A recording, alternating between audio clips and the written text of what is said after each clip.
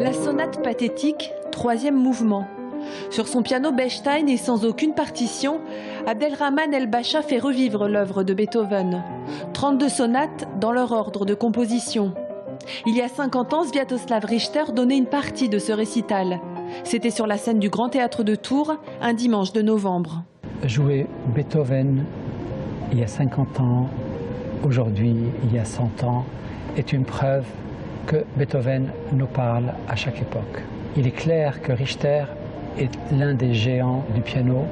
Il était une personne d'une extrême culture, qui avait des moyens tout à fait extraordinaires et une personnalité très affirmée. Je crois qu'il faut au moins cela pour être à la hauteur, pour jouer Beethoven. Lorsque Richter découvre la Touraine, il découvre la Grange de Mellet. Le pianiste tombe amoureux fou du lieu et de son acoustique. Les fêtes musicales viennent de naître.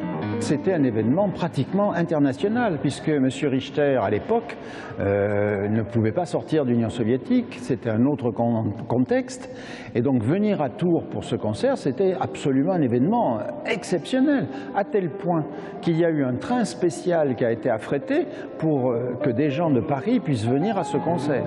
Depuis, des génies se succèdent, comme Abdelrahman El-Bacha qui propose en une semaine l'histoire d'une vie, 30 ans de création musicale, non pas une œuvre, mais un monument.